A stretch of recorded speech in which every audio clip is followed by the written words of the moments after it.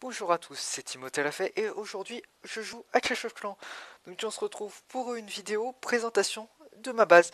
J'avais déjà montré cette base dans une vidéo sans la présenter en détail. Mais aujourd'hui je vais vous la montrer. On va faire une vidéo consacrée uniquement à ça. Déjà on va présenter ce qu'on a. On a une base assez originale car elle est rectangulaire. Déjà les bases en rectangle c'est très difficile à attaquer parce que les gens ne connaissent pas, savent pas comment l'appréhender, hein, franchement. Vous pouvez voir qu'il y a pas mal de compartiments. On a un mortier, un canon de ce côté, pareil de l'autre. Vous pouvez voir qu'on a le compartiment central avec l'HDV et tous les hauts points de vie. Vous pouvez voir qu'on a le compartiment avec des tours de sorcier et les Tesla. Vous pouvez voir qu'ici on a le compartiment avec 3 défenses antiaériennes et le réservoir d'élixir pour protéger. Là, vous pouvez voir qu'on a un compartiment avec 3 tours d'archer et 3 tours d'archer, 2 canons et une défense antiaérienne et surtout ces doubles bombes géantes. Et ici on a une tour d'archer isolée. Donc vous pouvez voir que déjà base très complète s'attaquer parce qu'il y a beaucoup de compartiments. C'est déjà la première chose qui est assez spéciale dans cette base. Ensuite, question, on va pouvoir dire d'autres. Déjà, cette base, je vous dis tout de suite, c'est moi qui l'ai créée. Et je l'ai créée au départ pour défendre contre de l'aérien. Qu'est-ce que j'ai fait? J'ai commencé à placer mes propulseurs dans un sens et une défense antiaérienne ici. Pourquoi? Pour surprendre les attaquants. Parce que de l'autre côté, il y a les 3 défenses antiaériennes. Et étant donné que ils savent pas quel côté prendre, ils ne savent pas quel côté ils préfèrent avec les propulseurs ou avec les défenses antiaériennes, généralement ils attaquent du côté des propulseurs, mais c'est une grave erreur parce que ici, avec une attaque au ballon, on a 4 tours de sorcier.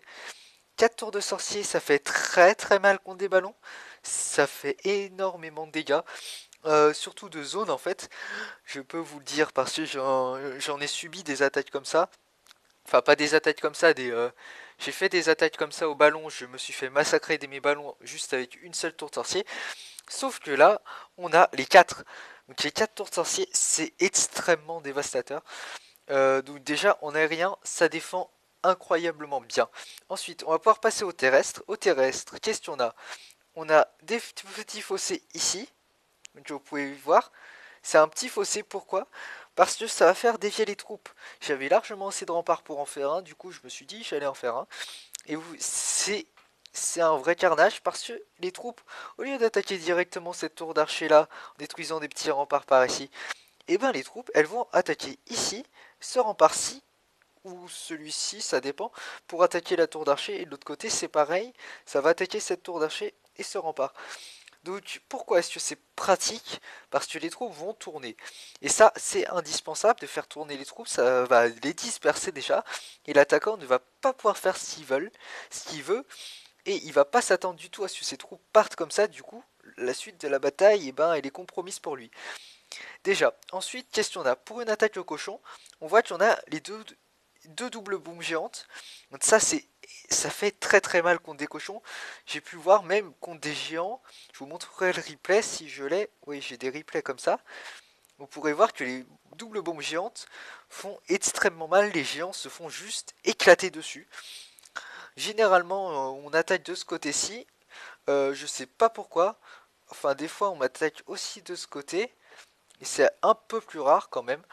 Euh, mais généralement, les attaquants prennent cher, hein. Ensuite, qu'est-ce qu'on a pour défendre du Go Whip? On a les doubles Tesla camouflés ici. Pourquoi? Parce qu'elles vont attaquer les PK, elles vont faire énormément de dégâts. De plus, on voit qu'on a deux différents types de fossés. Donc je ne sais pas si les doubles bombes géantes seront ici ou ici. En l'occurrence, elles sont ici, ce qui va surprendre énormément l'attaquant qui s'attendrait vraiment à les retrouver plus en milieu de bataille. Euh, du coup, il va pas forcément placer ses sorts de soins. Et ça va être une catastrophe pour lui. Donc, question on a ensuite. On a les arcades qui sont placés de façon qui peut sembler assez difficile.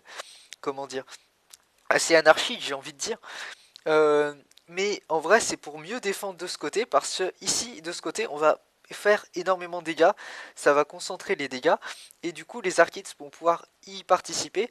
On a la reine qui va être placée au milieu comme ça, de sorte à pouvoir défendre les deux côtés, mais ça va surtout défendre ce côté-ci.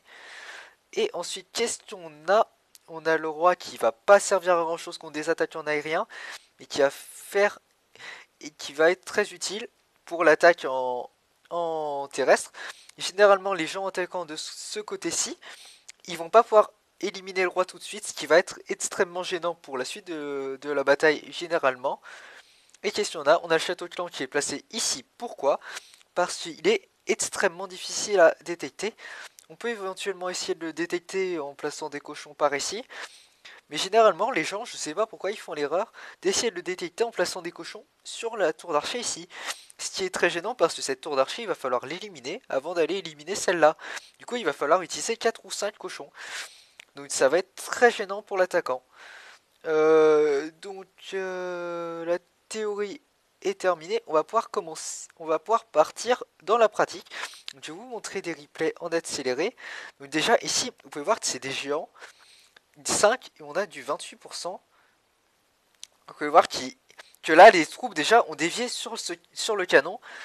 Le sort de soin est visiblement très très mal placé, hein, forcément. Donc qu'est-ce qu'il y en a d'autres? Les guérisseuses qui sont mal placées, j'avoue que l'autre a mal attaqué. Mais malgré tout, vous pouvez voir que même avec des géants 5 et en attaquant mal, même en attaquant mal avec des géants 5 et des guérisseuses 3, généralement ça peut faire pas mal de bons dégâts. Mais là, il a vraiment eu énormément de mal à attaquer. Ça se voit clairement. Donc là, franchement, très bonne attaque, très bonne défense, hein, plutôt, devrais-je dire. Donc 29%, je me suis fait. Ça va pas être très intéressant. On va pouvoir voir celui-là. Regardez-moi ça. Vous pouvez voir que c'est quelqu'un qui a quand même des bonnes troupes. Géant 6, archer 6, roi 8, reine 6, et sort de guérison niveau 5. Donc là, il a essayé de gratter quelques pourcentages éventuellement, voir s'il n'y avait pas des bâtiments gratuits, je pense. Hein. Après, vous pouvez voir les géants qui sont lancés de façon assez étrange. Hein. C'est plus pour faire un bouclier qu'autre chose, là, je pense, que pour limiter les défenses. Mais là, vous pouvez voir que les géants sont éliminés extrêmement vite. Hein. Ils sont à peine arrivés qu'ils se sont fait éliminer. Donc franchement, c'est une très bonne méthode. C'est une très bonne défense, là, pour l'instant. Et vous pouvez voir que les mortiers sont très utiles parce qu'ils sont bien placés dans les angles pour éliminer les archers et autres. Et là, vous pouvez voir que les tours de sorciers vont faire extrêmement mal à ces géants parce qu'elles sont concentrées au milieu. Sans ces sorts de soins, évidemment, ça passerait beaucoup mieux. Il aurait eu beaucoup plus de mal à attaquer. Mais évidemment, il avait des sorts de soins. Mais là, vous pouvez voir que les dégâts de zone ont fait extrêmement mal. Donc là, la reine qui est très bien placée, hein, franchement. Et le roi qui se fait attaquer par deux Archids en même temps. Du coup, c'est très très pratique. Il a utilisé son pouvoir un peu tôt, je pense, même. Donc là, on voit la reine qui est partie vraiment sur le côté. C'est l'un des avantages de cette base, justement. C'est que ça part n'importe où. La reine qui a voulu tracer sa route. Et là, vous pouvez voir que ce côté-ci, par ici, ce compartiment-là, est à peine abîmé. Vous pouvez voir les géants qui progressent. Hein. Franchement, il a eu 2 étoiles, mais je pense qu'il l'a eu vraiment. C'était vraiment juste. Voir qu'il a du mal à sortir de ce compartiment. C'est très très difficile parce qu'il y a beaucoup de défenses qui servent à rien en terrestre. Hein. Donc il a extrêmement de mal. Et là, vous pouvez voir que je pense que la reine a été placée ici. Son pouvoir est ici.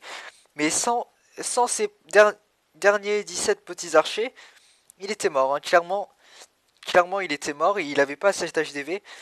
Il a eu 56%, vraiment un peu juste. Hein. Clairement. Et vous pouvez voir que même là, des archers ils vont commencer à faire n'importe quoi. Hein.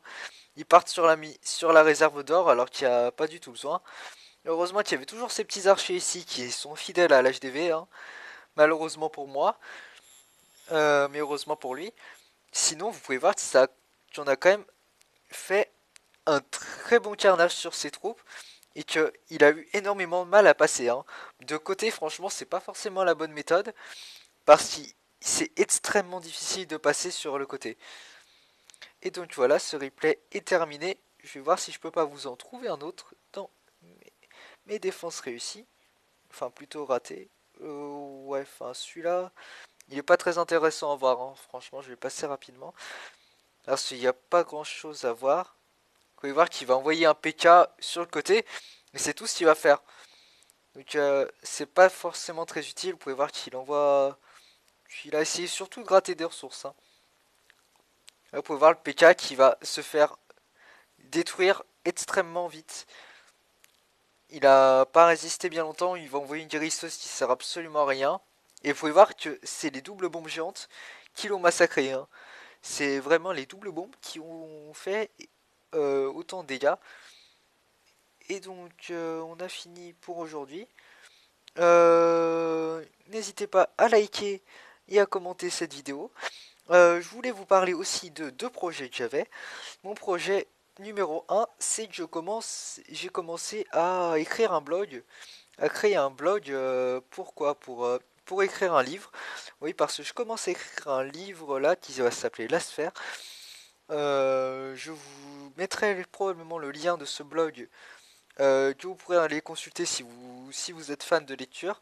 Je vais mettre normalement à peu près un chapitre par semaine quand c'est hors période de vacances. Je vous invite à aller le consulter, hein, clairement. Et je vais aussi créer une autre chaîne YouTube, cette fois dédiée aux échecs, parce que je suis assez bon joueur d'échecs. Et pour ceux qui aiment bien aussi, j'aimerais que vous alliez la consulter quand elle sera créée. Je m'abonnerai à ma chaîne, donc vous pourrez voir dans les abonnements. Vous la reconnaîtrez au nom, je pense. Donc ce sera une chaîne dédiée aux tutos d'échecs, les meilleures méthodes, comment on joue. Je sais, j'ai jamais joué en club, j'ai jamais fait de vraies, comment dire, j'ai jamais suivi de vraies stratégies, mais j'ai toujours réussi à me débrouiller. Donc vous n'hésitez pas à aller voir ma chaîne et mon blog. Donc voilà, j'ai dit à peu près tout ce que j'avais à dire. Et donc on se retrouve pour une prochaine vidéo. Au revoir.